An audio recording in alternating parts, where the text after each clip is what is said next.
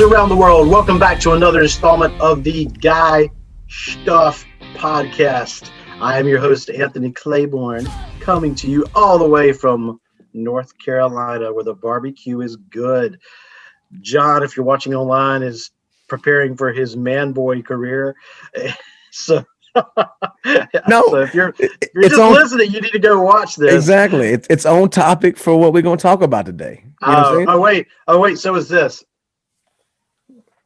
Because teenage girls will not eat without covering their mouth in America. That's a thing. That's a thing that comes from Asia. That's always like they always do that. So yeah, I guess it's that anime connection. That's what it is, man. It's freaking anime and cosplay has just messed up a whole generation. A whole generation. Well, at least they think she ain't seeing crap fall out the mouth. So we're going to dare to go where few will tread. We are going to, on this installment of Guy Stuff, this is going to be one of those Guy Stuff, the Hall of Just Us installments. We are going to talk about not teenage girls, because that would be weird.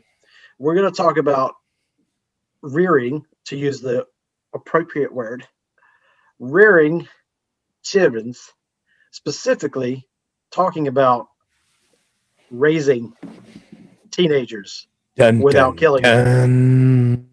without killing them. That's the trick. That's the rub. That's where you raise them. You know, you may have to choke them a few times, but you never know. Yeah, man, that's one of the things. We're trying to reach out to the Guy Stuff community and see like what do you guys want to listen to, man? What do you want to hear about? What do you want to hear about? And this come from that. Somebody mentioned this. Exactly. And so that's when we're like, all right, let's talk about raising teenagers and how you want to, choke them half the time. But that's another good thing about doing martial arts and jiu-jitsu is you take your teenagers to it and choke them, and you can't get arrested for it. Well, I'm a fan, when my kids were small, if I'm completely honest, of what I came to call pressure point parenting. And you snatch them up. So we're out in public, right? And people frown on you, like, just smacking them right down there. You think I'm playing?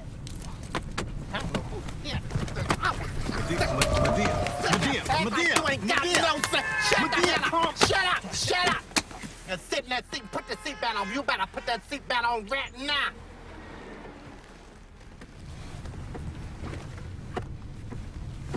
You're young and in public, right? So instead, I would apply pressure to certain key areas and lean in and share my instructions let them.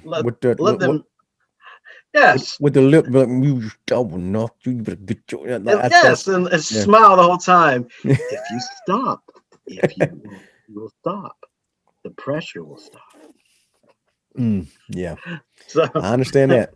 I understand that. But I will say, and I'll say this, and I'm going to throw it over to you.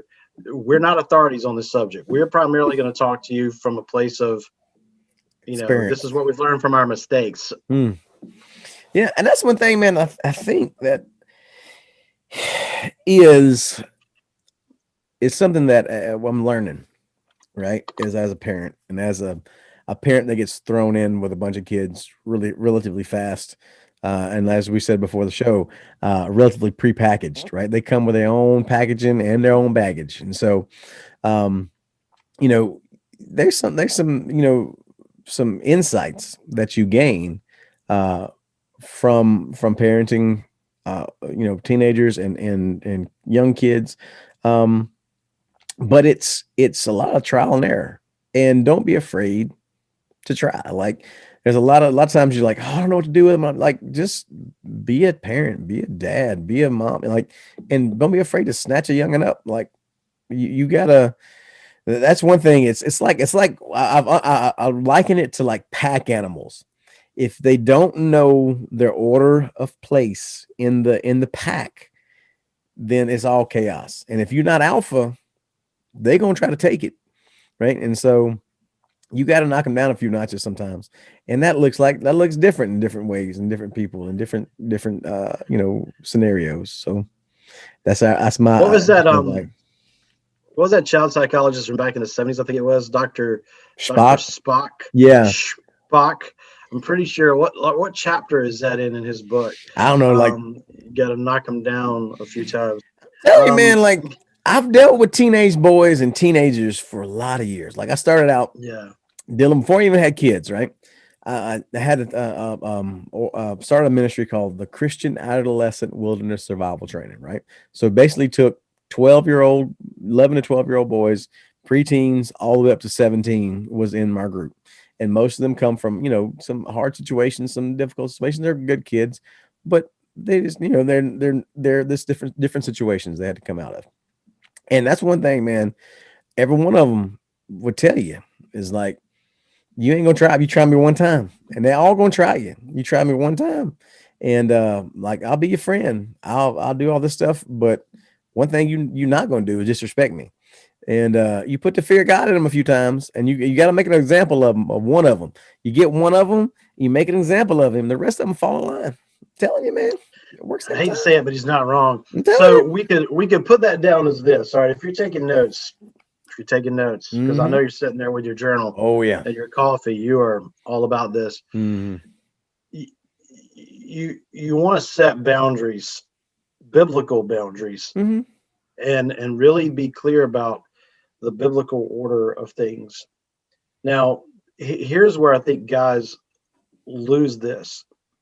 We are called to be the leaders of our home, priests of our home, Mm. but a lot of times we miss this very important point that we're to be serving the people in our home. Mm. And but part of that service, being a servant, is giving them clear boundaries and clear, you know, like consequences of Yeah. what's going to happen. That's what a shepherd does. Yeah. A shepherd, clearly lays out the boundaries of where the flock goes, Mm-hmm. and keeps everybody where they're supposed to be. It's a challenging thing.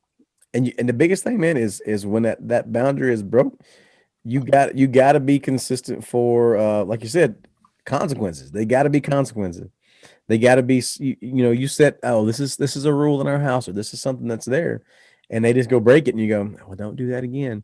No, that ain't gonna work. They'll be like, Mhm. I, you know, and so that's one thing that we try to do a lot is that if that's broken, if that trust is broken, um, then there's consequences immediate, and then there's consequences that extend, and then you have to build that trust back and those kind of Yeah. things. And man, I saw it with we, because like our situation, if people don't know, I have 8 kids. One of them is my biological They one. all look like different people. Yeah, they're all, you know, I don't know. I've been asking Chrissy about that. She don't know how it's happening either. I got one biological kid, and she's 13, and the rest are, are like basically are from bad situations. Put it that way. It's a story from one of our kids when he had just come to us. This was he was our second kid in the home, in our home, and we caught him sneaking out. Like this Joker was like, he was 12, 13 years old, and we caught him sneaking out. He'd get at like 2 a.m. He would climb out the second story of the house, climb down, get on his bike, and ride like 2 miles to the office and get on the internet, and like sneak in the office and stuff and get on in the computer and stuff. And we caught him. And this is, after he'd been doing it for a while. And man, I was livid. I was like, Lord, I'm gonna beat him. I'm gonna beat this child. And I was just thinking about what am I gonna do with punishing him? How is this consequence gonna happen? So we had just bought him for Christmas a PS Vista, right? And he loved that thing, man. He loved it. And Chrissy's like, oh, we should, make him give it away or take it from him. I'm like, no, I got this. So what I did was, we ground him. We had the come to Jesus talk with him. And then and he was like, I'm sorry, it was, a little bit teary-eyed, not much, but he was like, I'm sorry, I shouldn't have done that. I was like, yeah, you're sorry, but you're not as sorry as you're gonna be. And so I took him outside, and I had the Vista out there on the ground. I said, here you go, laid it on the ground, and I had a hammer. I said, here you go, handed him the hammer. I said, smash it. And he's like, no, I can't. I was like, smash it. And he was like, oh, I was like, boy, if you don't smash it, more's coming. So I'm gonna beat your butt. And so he hit it. And he was like a little tap. I was like, no, harder. And I mean, I was like, harder. And every time he hit it, he just broke more and more and more, and just sobbed and cried. And he was just, I mean, because this thing he loved this toy, this thing. And he just sobbed and cried and cried. And I said, you see how you feel right there? You broke that. That's exactly what you did to our trust. Is you just smashed it and broke it. And so, and I mean that kid cried for hours. But after that, brought him back. I said, you're becoming a man, and this is something that you have to do. We have to be able to trust you. You're learning how to be a man, and this is something you don't do. And anyway, so said all that to say is that once you lay that boundary and you made that consequence and you follow through with it, usually they come around. They respect it. They go, okay, I'm not gonna do that again. Or they may try something else again, but they're not going to try that one thing. And so, but we saw, man, God just did a work through that, through discipline and through punishment. It's because punishment is not the end of the goal. Whooping a child's butt when he's young is not the goal. The changing the behavior and having them learn from it is what the goal is. And so that's something that I've just had to see. It's like you got to, and that's one of the things is breaking them quick. You want to break them down so you can build them up. That's a very important point. And in my notes, I have one of the things I wrote down was start early. Now for you guys, as you bring in young people into your home, you can't start early from how we typically think of early, but you still started early there. You still started early in that relationship, establishing those boundaries, and if you have a baby,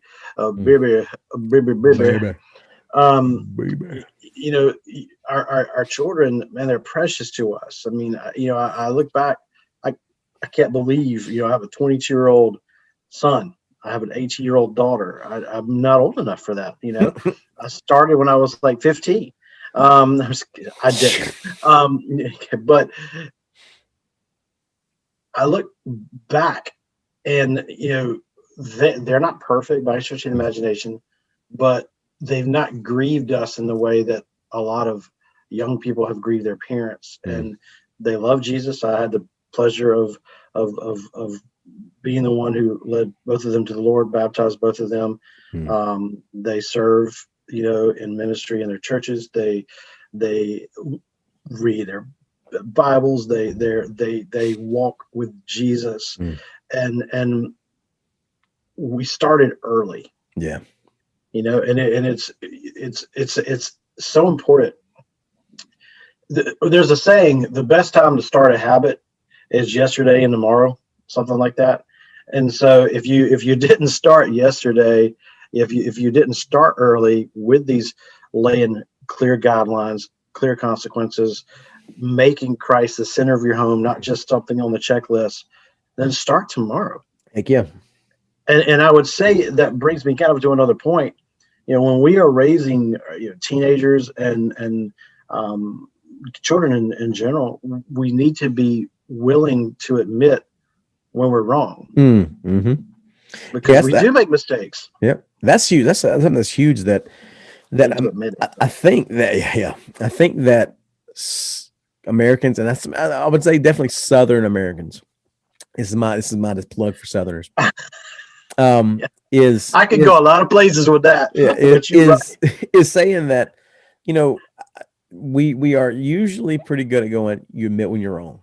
You admit when you're wrong, you own up to your mistakes, you do that, right? But a lot of cultures aren't. Like the culture here in Thailand is like most kids never hear their parents apologize, never hear them say they're sorry, never hear them say they were wrong. And it causes a lot of dysfunction in that, because they never see they're never modeled how to admit and take responsibility for their actions.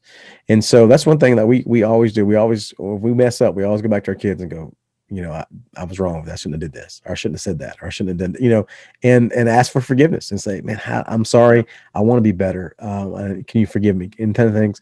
And man, it's done a lot for them, because it seems to be that when they do it, they do come back to the same thing. They reflect what we've been trying to model for them.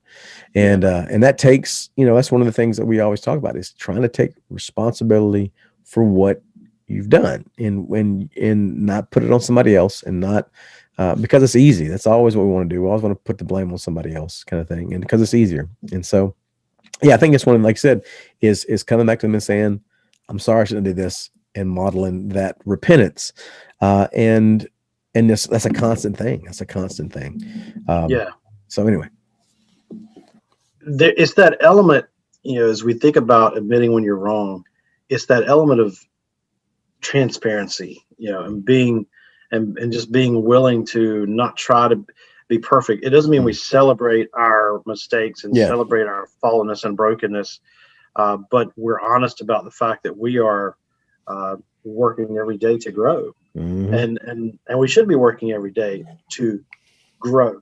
There's several elements here to kind of explore. I think about this. You're talking about Southern culture. There was a tendency back in the day when you and I were younger. Well, me probably, because you're younger than I am. Not by much. But a lot of dads would be like, they didn't want little Timmy to repeat their bad habits, and they would tell him, don't do what I've done, but they didn't model any change. Yeah. And then didn't understand why little Timmy did the exact same things they did. Yep. We didn't model change. So just thinking about a game plan, it really starts with us. If you go to Deuteronomy 6:4-9, I'm not going to take the time to read the passages today, but I'm going to talk about what each verse says. Just kind of give the overview of it. Verse 5, we're told to love the Lord our God with all our heart, with all our soul, with all our might. So I guess I did just read the verse, but maybe as dads, that's got to be our first priority. Yeah. If we will do that one thing, then we'll become the kind of dad that God wants us to be. A lot of being a good dad, being a good husband, being a good employee, whatever, it comes from overflow. What are your thoughts, John? Yeah, man, I think, like I said, that modeling, and that you can't teach somebody something you don't know how to do yourself, right? And so if I want my kid to love Jesus, to follow Jesus, to be a man, I have to show it. I have to model it. I have to do it. And that takes work. That takes time. And it's frustrating, sometimes, because we all screw up, and so it's one of those things. Like the bad thing about it, I guess, is we hear that and we go, man, yeah, because we all know we screw up. We all are like, man, I'm not doing this as well as I should, or I'm not doing this, I'm not doing that. But the good thing is, like you said earlier, is that there's always today and tomorrow. Like, you can always change that at this point, and just keep trying. You're going to fail. You're going to fall on your face. The kid's going to resist. The wife's going to resist. All this stuff's going to resist.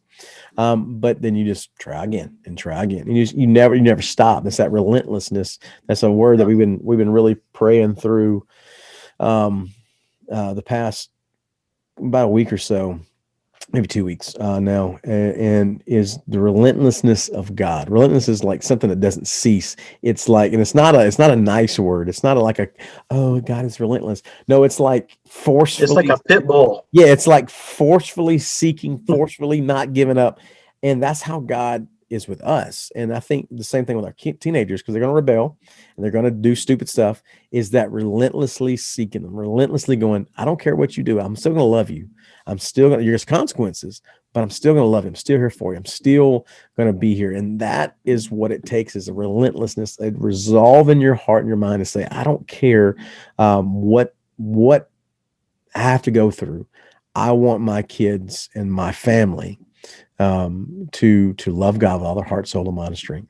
And so that's the thing. And that's all that matters, by the way. Exactly. Exactly. That's really all that matters. All this other stuff that we take and put so much focus into, like even martial arts, Yeah. hunting, all that stuff, that is a teeny tiny part Yep. of our existence. Is, our families knowing and loving Jesus. That's priority one. Yep. That's it. That's the best, and that's something that we, like I said, if you have to be relentless in it, and that's I guess that's the thing that people that have teenagers or about to have teenagers, you pray God will give you that ferocity to pursue your kids, even when they say, "I freaking hate you, Dad. I hate you. You suck." Blah blah blah blah blah. I hope you go to hell. Like all this other stuff. It's like I'm already there. Exactly. Like, well, how you running it kind of sucks, but but it's one of those things where is to be relentless and to be tenacious and not give up on it, and that's hard. But you can do that every single second. I'm gonna be relentless. You fail, you like tell your like half the time you want to do is like you say something stupid to your teenagers, or you just check out and be like, yeah, whatever. Come back.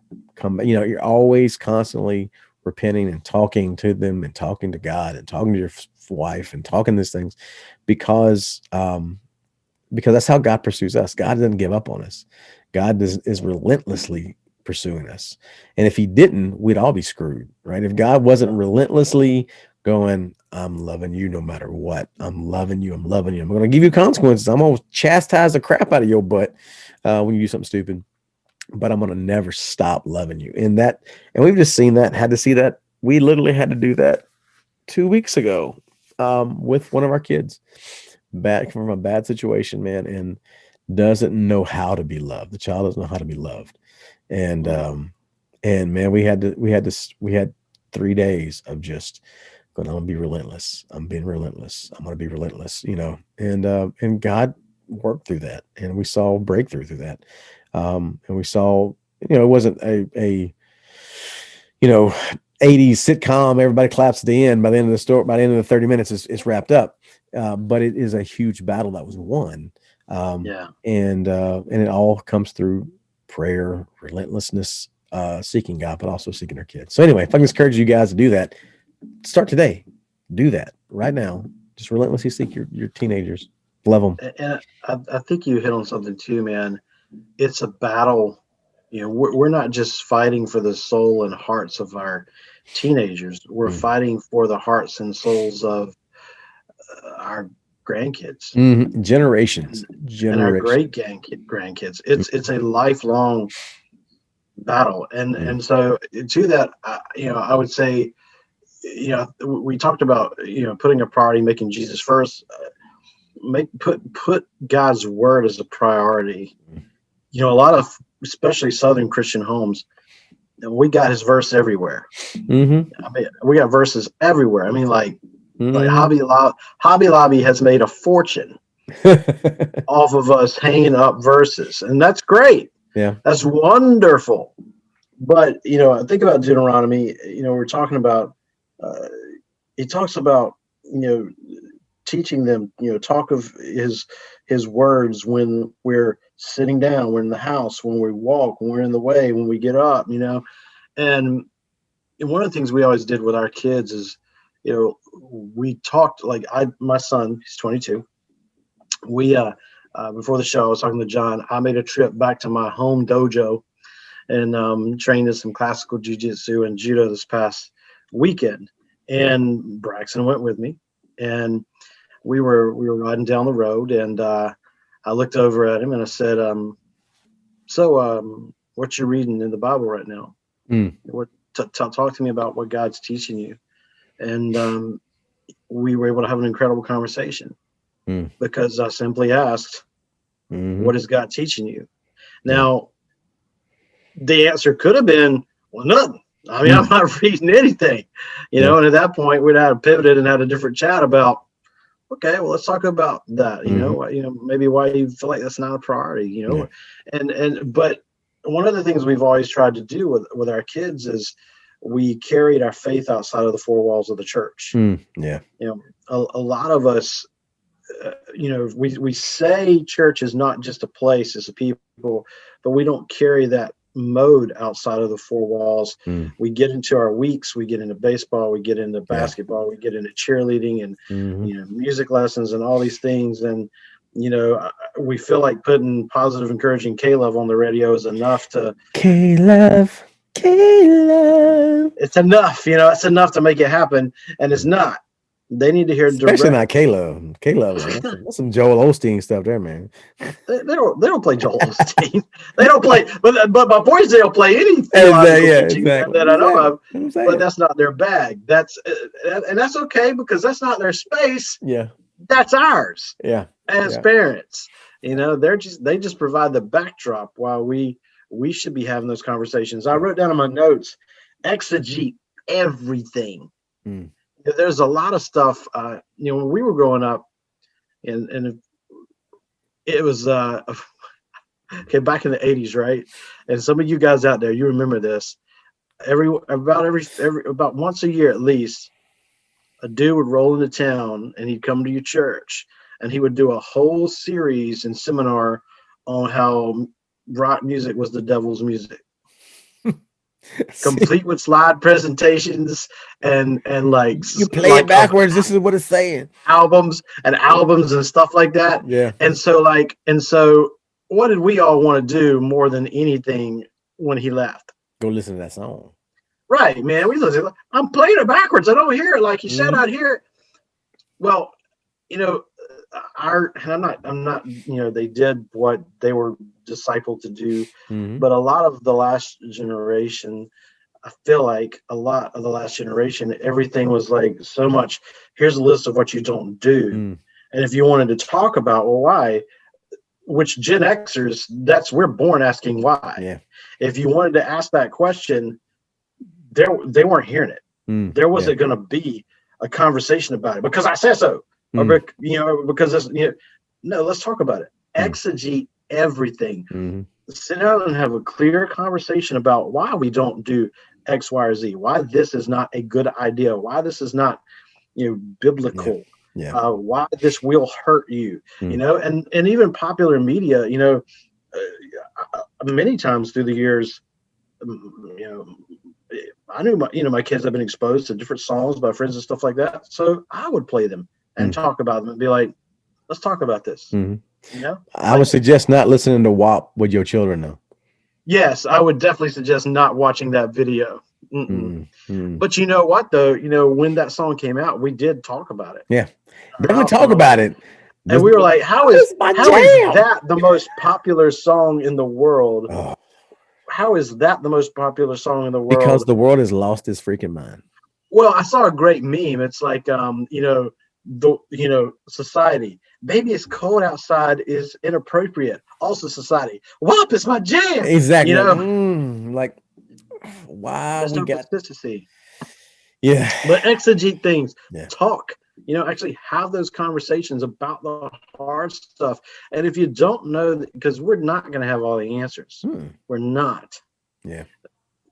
Talk to people. Have people in your corner who can help, who can help have conversation with you and prepare you. But don't shrink back from the difficult conversations, because I promise you somebody will have them with your kid. Yep, definitely. And it'll probably be some idiot their age. Yeah. And that's the thing you don't want. You don't want, that's the blind leading the dumb.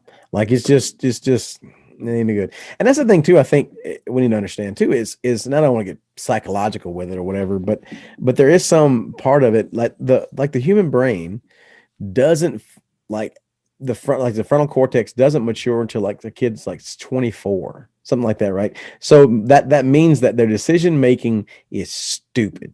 Like literally they are stupid. That's why like teenagers do stupid crap, because their brain hasn't developed yet. Yeah. And so what you're doing during this time is helping develop that. And that's why you have to have those consequences. You have to have those conversations. You have to you're trying to develop that part of the brain for them or with them. Because like I said, if you don't, something else is forming it, and it's going to be culture. It's going to be the friends. It's going to be WAP, and you don't want that. Like, and And so that's the thing is, How many guys out there are looking up WAP right now? Stop it. please Stop it. don't. I'm Do not even not do gonna that. put like a video, I usually Yes. put clips of it. Like, no, we ain't doing that. No, that will not happen this time. No. We're not going to cause our brothers to fall. Yeah, no. No. But that's the thing is, though, is understanding that is your role as a father, to, and even if you don't have kids, even if there's kids in your life, there's teenagers in your life, you're a role model in some way. I mean, that's kind of like you're sometimes you're the only shepherd in their life. And so that's how the ministry that I was started out doing was, I was the only guy in their life. And so you're helping mold that. So one is, you got to have boundaries, you got to have goals, and you got to take the reins with a teenager. And two, remember, they're stupid. They're stupid. They're not stupid in the sense of, I'm dumb, I can't, I don't know 2 + 2. No, they stupid is their mind does not make decisions. They can't think through the problem. That's why everything is so dramatic.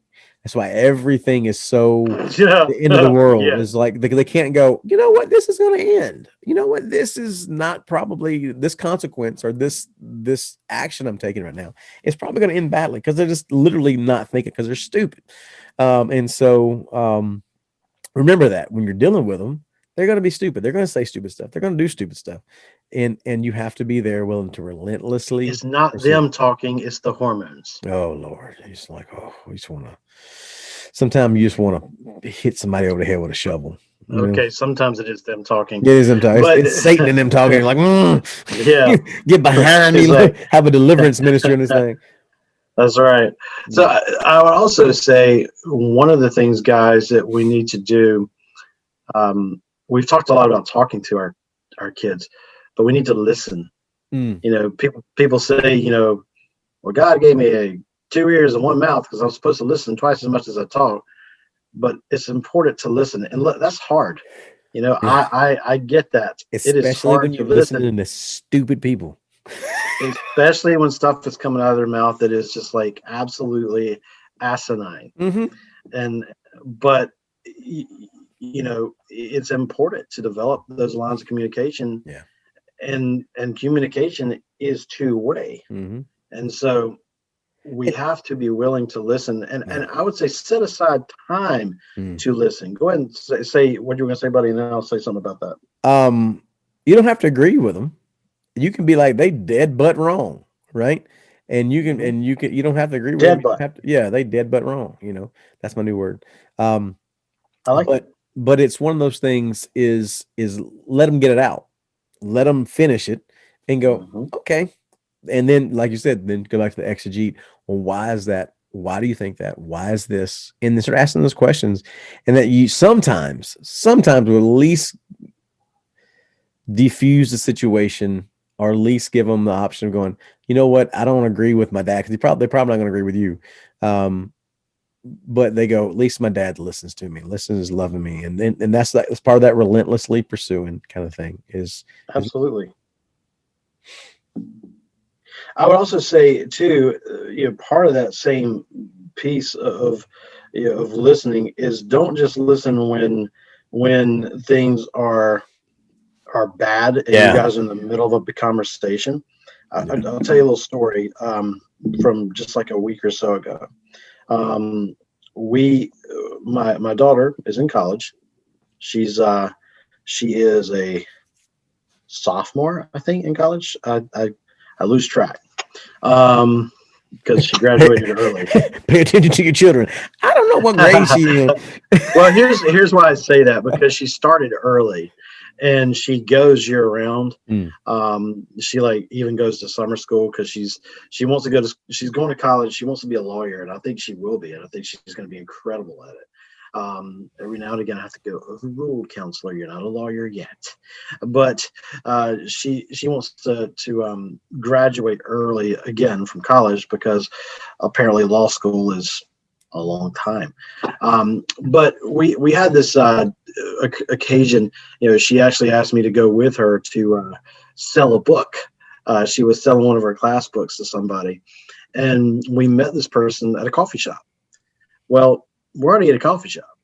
So we took advantage of that, and we sat there and we talked for probably a good 45 minutes just about what was going on in school, decisions she was making about where to go to, law school and things like that.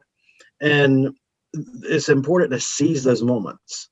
We like carpe diem, seize the day, but it's important to seize those moments. I think as much as is within us, it's important to schedule those moments. And that goes back to us starting early. When my kids were small, I took them places with me all the time and would talk to them. I would take her on dates. I would. That's a whole other conversation one day we can have. But I would take her on dates when she was tiny. She'd get all dressed up. I'd open the door for her. The car would be clean. It smelled good. And I taught her these are things that you should expect from a guy. And I told her that she was welcome to kiss her date as long as he asked my permission. If he asked my permission, then he can do it. But no one's asked yet. So, although she does tell her guys, like, I'll kill them with a spoon. So yeah, that's the thing is too, is like, I was tell our kids, like look, she's not kidding either. Yeah. It's like, if when you bring a boy home, right? I like this boy. All right, I'm gonna meet him, and then he's got to roll with me. He's got to come to train.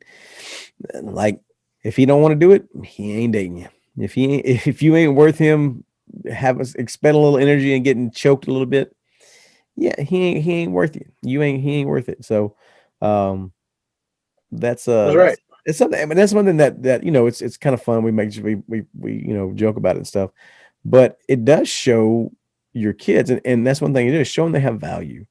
And show, like what talking with them does, listen to them, shows them they have value, that what they're saying is actually valuable. Not that you agree with it, because like I said, most of it's stupid, but it's the idea that they have value, and that you'll fight for them. That's the thing is goes back to that part of being relentless, is if you're willing to fight for your kids, they'll see that, and they interpret that as like, oh, I have value and I'm worth something, and so,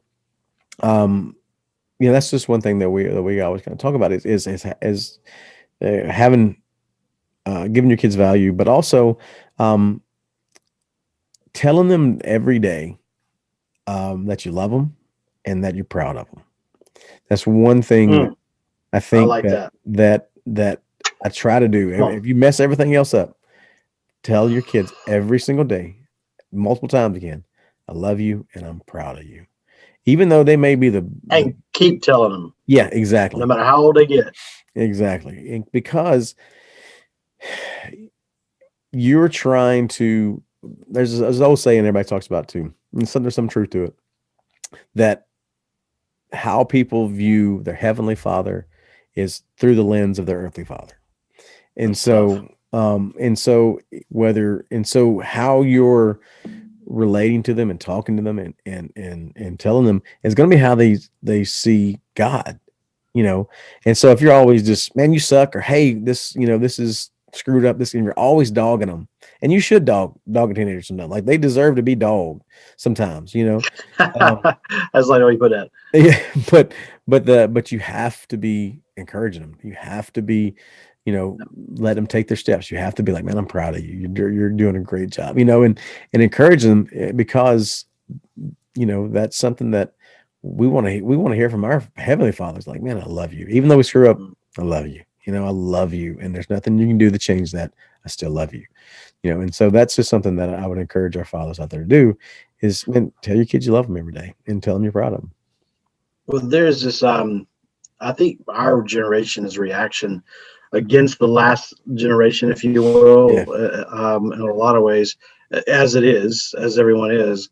But when we came up, I'm not in any way trying to disrespect my father, but like, he never said I love you. I mean, that just was not what they did.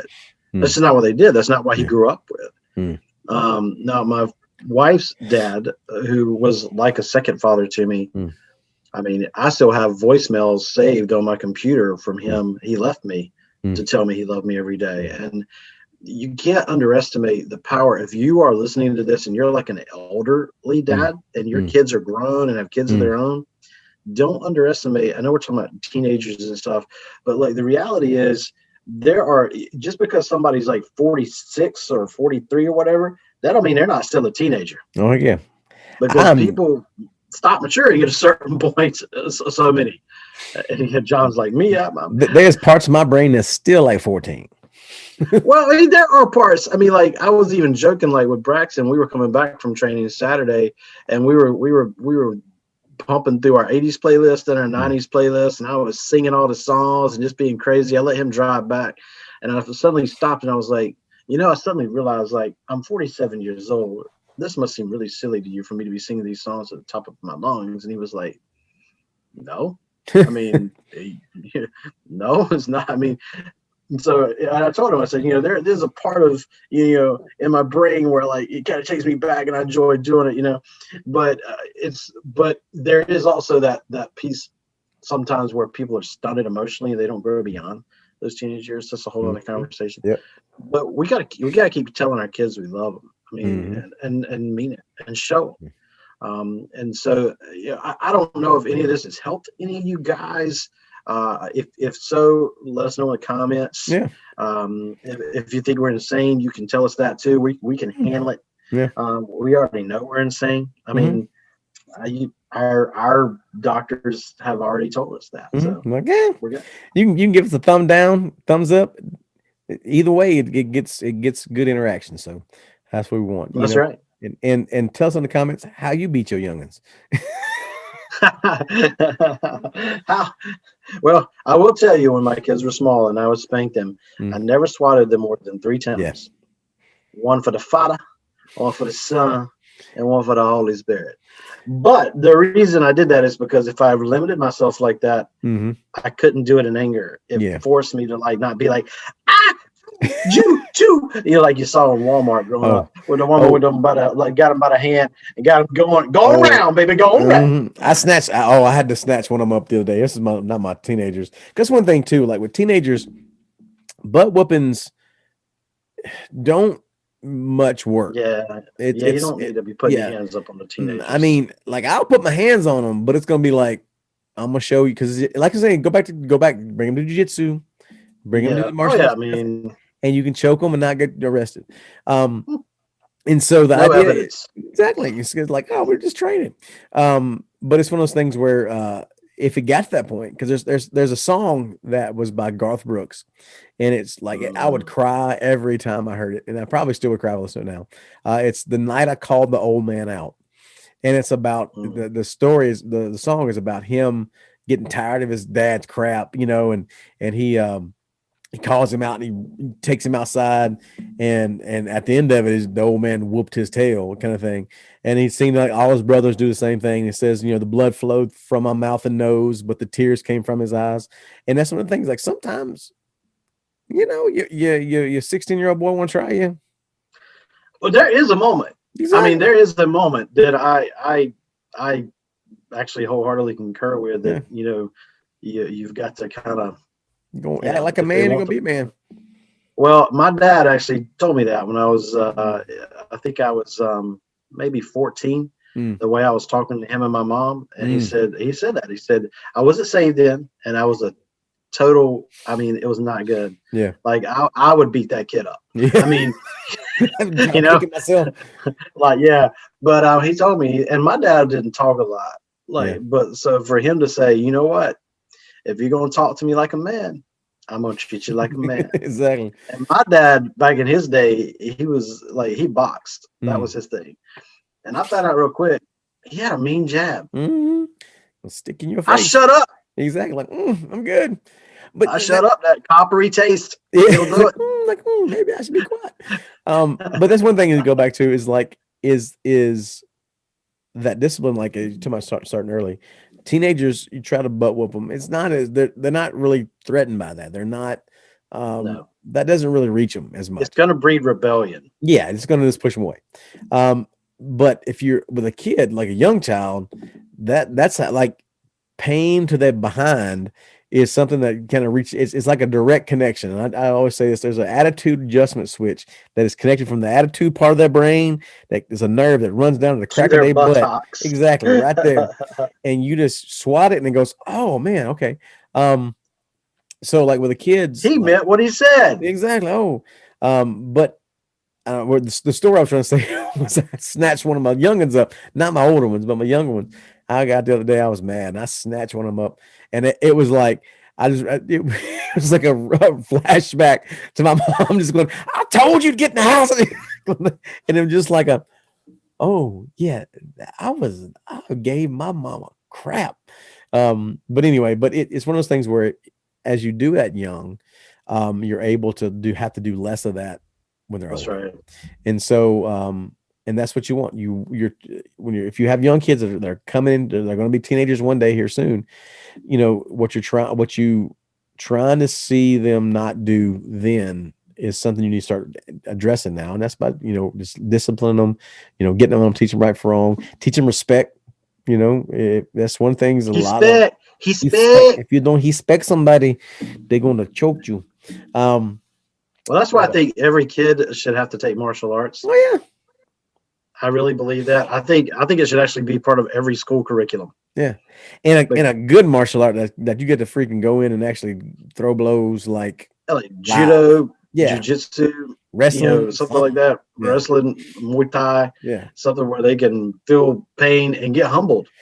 It'll humble you. Because there is nowhere, in the world better to get humbled in a safe environment than on the mats. This is another story. I may have to cut this out because I'm a bad dad sometimes. But there's one of my teenagers. We were at the gym, and he was just talking crap. Like he was just like, "Oh yeah, I know I do this, and I do that. I did this," and I was like, "No," I said, fix your foot, kind of thing. Open your foot up when you're kicking and stuff. "Oh yeah, I know." I was like, "No, you don't know. Shut up and listen to what I'm saying. You don't know. You're an idiot. You have no idea what you're doing, and I can tell because you don't know what you're doing. I can see it." And and the good thing is like I said, sometimes you got to call them out. Is he went, okay, and so don't be afraid to be that was a huge growth moment for him. Oh yeah, it's good to deflate that ego sometimes. I needed my ego when I was young. I needed it deflated a lot, because if you don't get it constantly deflated, it's gonna puff up, and so said this to say is don't be afraid also when you're a dad and you're dealing with teenagers to be a man. You're a man as well as a father. Like, so don't be like, "Oh, I don't know what to do. He's yelling at me, handling me." Like you said, your kid gonna treat you like a man, or act like a man, treat him like one. Don't be abusive. You don't want there's a difference between discipline and abuse. And that's a pretty stark line there. But you need to be a man and not cower back. That's your house. That kid's in your house. And if they don't understand that, that's a lot of problems. And so teach your kids respect when they're young, and you don't have to deal with that as much when they're older. All that rambling was for that. Yes. So yeah, and I would agree. Respect actually is so important. Just like you have been exposed to a lot of Asian mindset, not in a esoterical, theological kind of way, but some of the philosophies of that world aren't bad. And respecting your elders, showing respect to strangers, those aren't bad things. And I get so disturbed, if I'm really honest, with just how our culture in general has a lack of respect for people. And it's glorified on television and in movies. I think about my first martial arts teacher. He was a little dude. He was like shorter than I am, and I'm 5'7". And he was one of the kindest, most gentle people you ever meet. But that joker would kill you. He could he could literally take you out. And I think about, even you look at like some of my BJJ professors, like two of the guys I train with most, they look like literal professors. They literally look like professors, like dorks, spectacles. Yeah, they do. They're kind of nerdy looking. Yeah, you look at them and think like, okay, these guys can't do anything. But I watched one of them one morning. A guy came in who fights MMA. He literally just like threw him around the mat like a rag doll and just toyed with him like a cat with a mouse and smiled the whole time. Like, I mean, he wasn't even breaking a sweat. My point is, you don't know who can do what. You need to respect everybody. And it's such, it just really bothers me that that's become such a prevalent part of our society where we just don't have respect for people. And it just, that should be something that we start very early with our kids, teaching them, that's biblical, this man. is acceptable. Yeah, that's biblical, man. Teaching respect, giving honor to authority, Preferring others more than yourself. Exactly, and that's part of going back to the word. Jesus is our ultimate example. Going back to the word. I mean, Jesus could have lorded it over everybody, but he made himself a servant and treated every person he encountered as better than him, even though he literally made them. And until he made a whip and ran him out of the court, kind of thing. But who were they? They were the religious hypocrites. Well, no, I'm saying he said everybody. And everybody. There's come a time when I mean, violence is on the table. Yes, I mean, that's it is an option. It's that peaceful warrior thing, but we'll talk about that another day. But I mean, it is, it is an option. But yes. So guys, man, I hope you had a little bit of encouragement out of it, and man, it's just like, talk with us, man. Email us your questions, your thoughts, your comments, your experiences. I've had some experiences with a lot of kids in my life, a lot of teenagers. I don't have all the answers, but I've done a lot of stupid stuff, and I've had to figure out this thing. And Anthony is, you've raised kids, and that's grown, come out teenage years, and so, man, we don't have all the answers, but we can pastor for a long time. Taught, coached. Yeah. So we've screwed up enough to know how to tell you not to screw up. That's really where we're going. Heck yeah. And man, hope you guys are encouraged a little bit by it. So appreciate you guys listening in. Look, do something for us. A couple of things. One, if you've not subscribed to the channel, just go right down there, just right down there, and click subscribe. Okay, do that for us. And then click notification bells. Notification bells next to it. Notification bells. That's right. If you've not followed us on Facebook, go over to Facebook. Yes, Facebook is a crazy place right now, but look, gang, we're gonna stay there and try to be a light as long as we can. And they're gonna have to kick us out screaming. Well, the problem is that this is a side tie right now. Me cut this out. Like Parler, I can't even get on Parler now. I can't get on it. Well, that's because the servers are down. I can't get on Parler, and MeWe is sucky. It was just, I've got on MeWe. I was like, I can't figure out how to use it. I'm gonna stay and be a light. I mean, I'm gonna stay and fight. I mean, I'm just gonna stay and fight. It's that simple. And by fight, I mean, I'm gonna put the word of God out there. I'm gonna put stuff that reflects Jesus. Yeah. My hope is not in a donkey or an elephant. It's in the lamb. No, look at you memeing it up. I didn't come up with that. But anyway. Guys, too, if there's a book that I could recommend that is really good, really challenging, but it gives you a good sense of what we're called as fathers to be. It's called Family Shepherds. It's by Vodi Bakum. It's a great book. Check it out. I'll put a picture of it here so you can see what we're looking at and what you're looking for. Go on Audible, go on Kindle, go get it. It's a good book. Bootleg it. Yeah, bootleg it. Just bootleg it off YouTube. Yeah. Anyways, guys, thanks for joining us for another installment of the Guy Stuff podcast, especially just a haul of just us sitting around talking about some things on our heart. We do love you. We appreciate you. And we will see you again next time on the Guy Stuff podcast. Peace.